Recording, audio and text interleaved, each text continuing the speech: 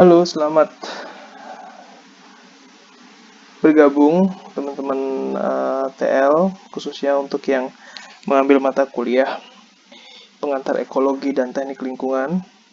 Pada kesempatan hari ini kita akan membahas tentang siklus hidrologi. Oke, kita langsung saja ke siklus hidrologi. Siklus hidrologi sendiri merupakan siklus hidrologi merupakan proses yang berlangsung secara terus-menerus di mana air yang berada di bumi bergerak ke atmosfer dan akan kembali lagi ke bumi menurut Triatmojo di tahun 2008. Jadi siklus hidrologi itu merupakan siklus yang merupakan evaporasi dari air permukaan, baik itu air laut, air sungai, air danau, pokoknya semua badan air yang ada di permukaan, dia akan terevaporasi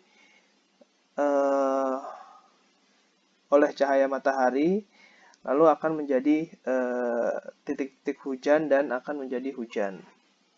Untuk lebih detailnya kita bisa lihat ke slide berikut. Nah, berikut adalah skema terjadinya siklus hidrologi. Berawal dari aliran permukaan, ini berada dari air laut, terevaporasi, lalu dia terkondensasi di atmosfer, lalu terbawa oleh angin sehingga berkumpul menjadi titik-titik hujan dan akhirnya ketika sudah jenuh dia akan turun menjadi air hujan. Proses ini tidak dapat berlangsung dengan sendirinya tanpa adanya bantuan matahari. Oleh karenanya, bantuan matahari itu menjadi sangat penting sekali untuk terjadinya proses hidrologi ini. Dan perlu diketahui teman-teman, proses hidrologi ini, satu siklus hidrologi ini adalah merupakan salah satu siklus kehidupan di mana air itu akan selalu terus dari lautan dibawa ke darat, jatuh di area pegunungan, jatuh ke permukaan tanah, baik itu menjadi aliran permukaan maupun masuk ke dalam tanah gitu, atau terjadi infiltrasi ke dalam tanah seperti ini. Dari siklus hidrologi pula kita ketahui bahwa siklus ini salah satu yang menyebabkan keanekaragaman di suatu daerah itu menjadi lebih beragam. Artinya, area yang memiliki siklus hidrologi lebih tinggi atau curah hujan lebih tinggi, biasanya area tersebut memiliki keanekaragaman hayati, baik itu flora maupun fauna yang lebih beragam. Dari laut, dari permukaan, dia akan terevaporasi, terbawa oleh angin, jatuh di area pegunungan atau yang kita sebut sebagai catchment area atau area tangkapan. Area tangkapan sendiri ini merupakan area yang berfungsi untuk menangkap air hujan. Selanjutnya, mengalirkan air permukaan dari gunung menuju ke lautan, begitu seterusnya. Untuk lebih detailnya, kita akan lihat ini. Apa sih kaitannya siklus hidrologi atau hujan itu terhadap permukaan tanah, baik itu permukaan tanah maupun tutupan lahan dan lain sebagainya. Jadi siklus hidrologi tadi itu akan terjadi secara terus-menerus. Kita bisa lihat perbedaannya antara daerah yang masih natural atau natural ground cover seperti gambar di sebelah kiri teman-teman ini. Ini merupakan daerah yang masih natural. Artinya apa? Ketika terjadi hujan,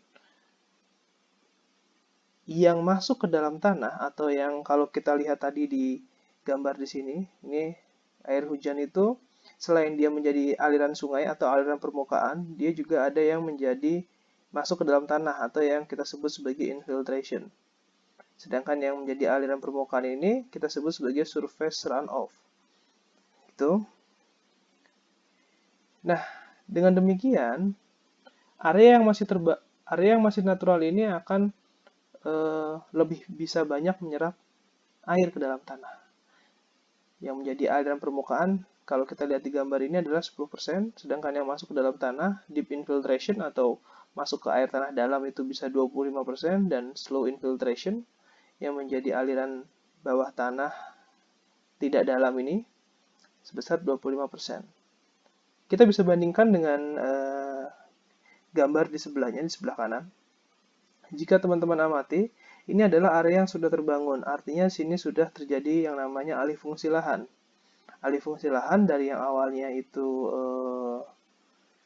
natural seperti yang di sebelah kiri, ini menjadi terbangun, baik itu terbangun bangunan, gedung, rumah, dan lain sebagainya. Intinya, tutupan lahan di sini tidak lagi tanah, namun sudah ditutupi baik itu aspal, beton, paving, dan lain sebagainya. Untuk area yang sudah terbangun seperti ini ilustrasinya. Kita bisa lihat untuk slow infiltration, untuk shallow infiltrationnya itu sekitar 10%, dan untuk deep infiltration hanya 15%. Ini hilang 35%. 35% itu kemana? Nah, ini akan menjadi aliran permukaan. Nah, teman-teman, disinilah impact dari alih fungsi lahan atau pembangunan yang tidak memperhatikan lingkungan, itu akan mengakibatkan runoff atau aliran permukaan yang lebih besar. Impact-nya apa? Impact-nya adalah ketika musim kemarau, ketika musim hujan, ini akan mengakibatkan genangan air. Atau jika genangan air secara meluas kita sebut sebagai banjir. Sedangkan ketika musim kemarau, area ini pasti tentunya akan terjadi kekeringan. Karena dia tidak bisa menginjeksi atau menginfiltrasikan air ke dalam tanah. Dengan demikian, antara banjir dan kekeringan itu adalah saudara yang sangat dekat. Artinya, ketika suatu area itu tidak dapat memanage airnya ketika musim hujan, area tersebut memiliki potensi untuk terjadinya kekeringan di musim kemarau. Seperti itu. Nah, dari pemahaman terkait siklus hidrologi tadi, kita dapat mengambil kebijakan-kebijakan atau dasar ketika hendak mengambil keputusan. Salah satunya misalkan keputusan misalkan kebijakan tentang tidak bolehnya catchment area itu dialihfungsikan lahan, atau kalau kita amati di daerah ini ya, Bogor itu kan merupakan daerah catchment area di mana air hujan yang jatuh di Bogor itu akan berdampak ke Jakarta. Artinya ketika hujan terjadi di Bogor, ketika semakin besar runoff itu terjadi di area hulu, maka hilir yang akan memperoleh dampaknya. Semakin kita bisa menjaga daerah hulu, semakin banyak air yang diinfiltrasikan ke dalam tanah, maka runoff akan semakin kecil. Otomatis debit air yang masuk ke sungai atau saluran drainase itu akan semakin sedikit. Gitu kurang lebih. Nah, ini adalah definisi. Penguapan atau evaporasi adalah proses perubahan molekul di dalam keadaan cair, contohnya air, dengan spontan menjadi gas, contohnya uap air. Proses ini adalah kebalikan dari kondensasi. Umumnya penguapan dapat dilihat dari lenyapnya cairan secara berangsur-angsur ketika terpapar pada gas dengan volume yang signifikan. Lalu ini yang disebut sebagai infiltrasi. Definisi secara tertulisnya adalah aliran air ke dalam tanah melalui permukaan tanah itu sendiri. Di dalam tanah, air mengalir ke pinggir sebagai aliran perantara menuju mata air, danau, dan sungai, atau secara vertikal yang dikenal dengan penyaringan menuju air tanah. Nah, ini kondensasi atau pengembunan adalah perubahan wujud benda ke wujud yang lebih padat seperti gas atau uap menjadi cairan. Nah, jika kita amati tadi siklus hidrologi tadi, jika kita belah itu secara horizontal, ini yang kita sebut sebagai recharge area, catchment area daerah tangkapan. Daerah ini adalah daerah-daerah yang sering terjadi hujan. Ini hujan itu akan terjadi di area recharge tersebut. Oleh karenanya daerah recharge ini harus benar-benar kita jaga. Sebagai contoh analoginya seperti ini. Kalau kita bicara masalah Jakarta, Jakarta itu berada di area bawah ini, yang hijau ini, atau daerah dataran. Nah, atas ini adalah daerah Bogor. Daerah ini adalah daerah yang memiliki uh, curah hujan lebih tinggi. Artinya, tidak musim hujan pun dia akan berpotensi terjadinya hujan. Nah, dari daerah tersebut itu akan membentuk suatu aliran air tanah. Suatu aliran air tanah yang berwarna biru ini yang kita sebut sebagai aquifer. Nah, aquifer, jadi teman-teman perlu perhatikan yang namanya tanah itu lapisannya bukan hanya tanah saja, namun di bawahnya juga terdapat lapisan air. Ini seperti ini.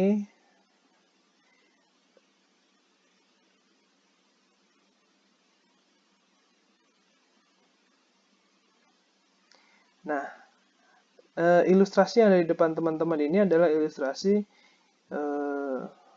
terjadinya atau pembentukan air tanah. Jadi dengan demikian, semakin banyak air yang bisa kita masukkan ke dalam tanah, otomatis kita akan memiliki cadangan air tanah yang lebih banyak. Dan juga kita juga akan memiliki ketika musim kemarau kita tidak akan terjadi yang namanya kekeringan. Nah, di sini juga air tanah ini berpotensi menjadi flowing artesian well atau spring artesian atau mata air. Jadi mata air itu adalah bentukan atau impact dari air tanah yang muncul ke permukaan.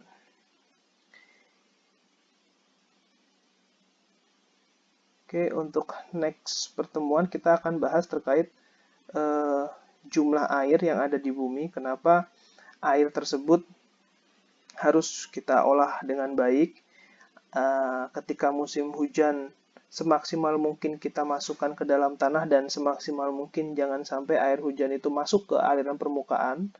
Sedangkan banyak tempat yang beranggapan bahwa kalau sekarang itu banjir harus dibuatkan kanal supaya air itu langsung masuk ke dalam lautan.